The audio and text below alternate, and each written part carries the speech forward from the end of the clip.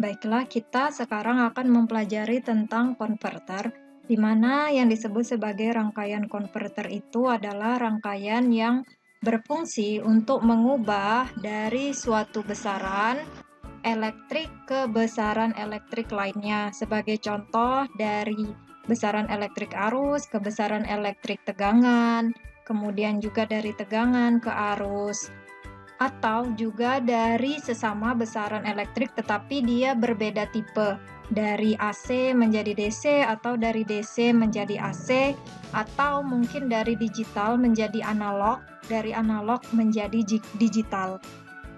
Sekarang kita akan membahas konverter dari DC menuju AC.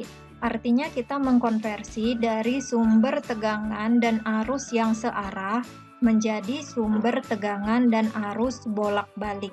Nah, ini disebut juga sebagai inverter, di mana itu biasanya dipergunakan seandainya kita memiliki suatu sumber tegangan berupa dari panel surya maupun dari baterai atau aki yang ingin kita kirimkan atau salurkan ke jarak yang jauh atau ke suatu sistem listrik. Contohnya ya, kita pakai panel surya untuk dipergunakan di rumah tangga. Nah, itu dia akan lebih efisien jika pengirimannya ke alat-alat listrik kita itu dalam bentuk sumber tegangan AC. Sedangkan baterai, panel surya, atau si aki ini tadi itu menghasilkan sumber tegangan yang DC. Oleh sebab itu, kita perlu mengkonversi dari sumber tegangan DC yang dihasilkan oleh baterai, aki, atau panel surya menjadi sumber tegangan AC untuk dapat dialirkan dengan mempergunakan kabel ke alat-alat yang ingin kita beri sumber tegangan atau kita pakai. Bentuk-bentuk gelombang yang biasa dihasilkan oleh konverter DC to AC atau disebut juga sebagai inverter adalah bisa berupa gelombang persegi, bisa berupa gelombang sinus. Jadi kalau gelombang persegi itu dia kira-kira seperti ini. Kalau misalnya gelombang sinus dia berupa seperti ini, atau gelombang sinus yang lain yang sudah dimodifikasi, atau bisa juga modulasi pulsa lebar atau pulse width modulated atau PWM yang biasa dipergunakan misalkan untuk aplikasi menghidupkan motor AC. Sekarang kita lihat bagaimana prinsip dasar pengubahan dari arus searah menuju arus bolak-balik. Seperti yang kita ketahui, kalau arus DC atau sumber tegangan DC, maka itu sepanjang waktu dia konstan. Seperti ini, dia lurus saja sepanjang waktu dia konstan.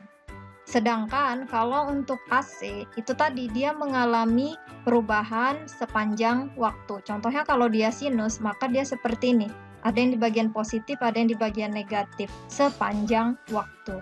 Nah, untuk bisa mengubah dari bentuk yang lurus ini menjadi bentuk yang seperti ini, ada atas, ada bawah, bolak-balik, maka salah satu dasarnya itu adalah jembatan H yang diberikan pada gambar ini. Jadi kenapa disebut jembatan H? Karena kalau kalian perhatikan ini bentuknya H. Di sini yang dikatakan sebagai jembatan H itu kita memiliki 4 buah saklar, S1, S2, S3, S4, dan tegangan keluarannya atau alat yang mau kita hubungkan misalnya motor AC dan lain sebagainya itu di bagian yang ini. Jadi tegangan keluarannya itu di bagian tengahnya, atau di sini kita sebut titik A dan titik B. Sekarang kita lihat bagaimana caranya tegangan yang berasal dari sumber tegangan DC. Contohnya di sini tegangannya itu misalkan dari baterai ya, ada kutub positif, ada kutub negatifnya. Ingat kalau DC itu pengkutubannya sudah sama dan dia hanya mengalir satu arah saja.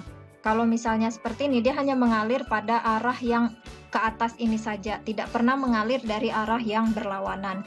Tapi supaya kita bisa buat dia mengalirnya seperti berlawanan di daerah ini, daerah tegangan keluaran, maka di sini itu saklarnya ada yang kita nyalakan dan ada yang kita tidak nyalakan secara bersilang. Contohnya, di sini kalau ibu hidupkan S1 dalam on, maka yang online itu adalah S4.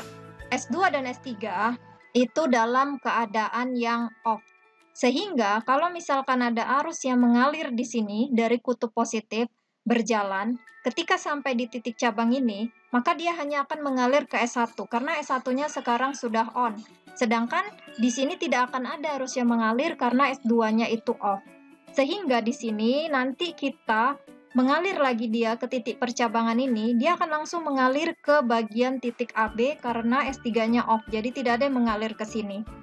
Dan dari titik AB, dia masuk ke percabangan ini, karena ini juga off, maka dia mengalir ke S4. Dan S4 itu mengalir menuju kutub negatif ataupun ground. Kalau kalian lihat ini sama ya sebenarnya groundnya, itu di daerah ini.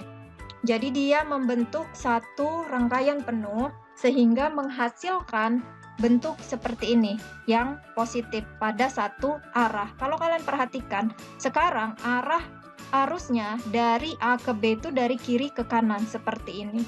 Bagaimana jika sekarang kita membuat saklar yang on itu dia berbeda?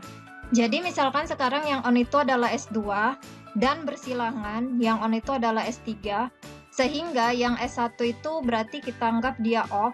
Ini juga yang bersilangan dengan S1 itu S4 itu adalah off.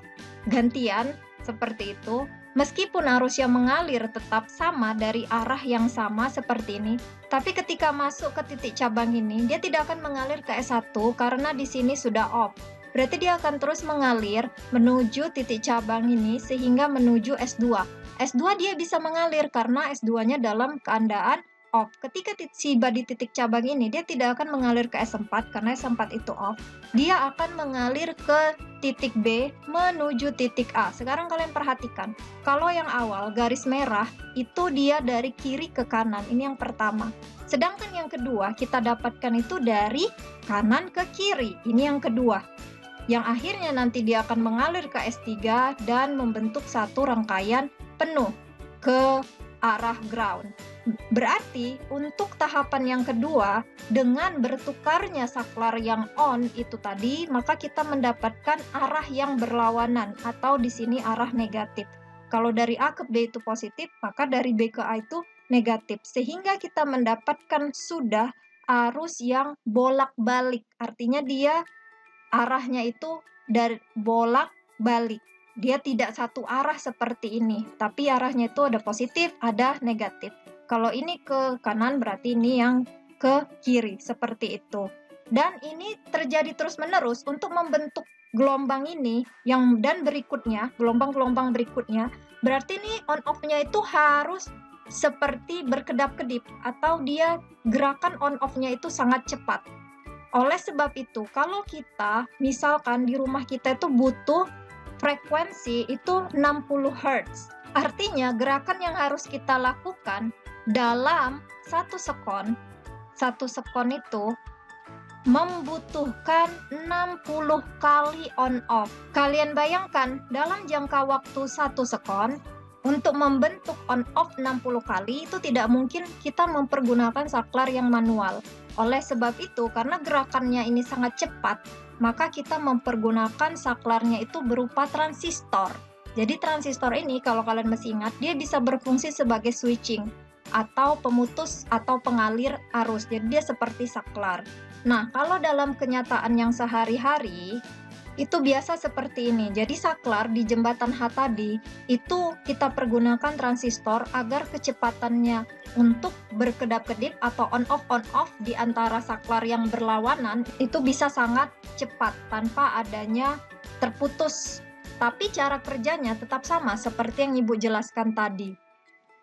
Dan sebenarnya kalau pada suatu inverter sendiri, itu transistor yang dipergunakan itu adalah yang jenis MOSFET. Jadi di sini misalkan nih kita punya sumber arus DC berupa tegangan, kita masukkan ke dalam inverter. Inverter sendiri itu terdiri dari ini, jembatan H tadi yang dia terdiri dari MOSFET.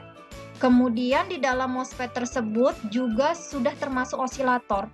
Osilator ini adalah pembangkit gelombang sehingga dia bisa membangkitkan frekuensi, dan saklarnya si MOSFET ini tadi itu dia secara otomatis akan on off sesuai dengan yang dibangkitkan oleh si osilator. Kita akan menaikkan tegangan yang dihasilkan karena seperti yang kita tahu ya, untuk tegangan AC itu tegangannya besar yang perlu dihasilkan, maka kita pakai transformer step up.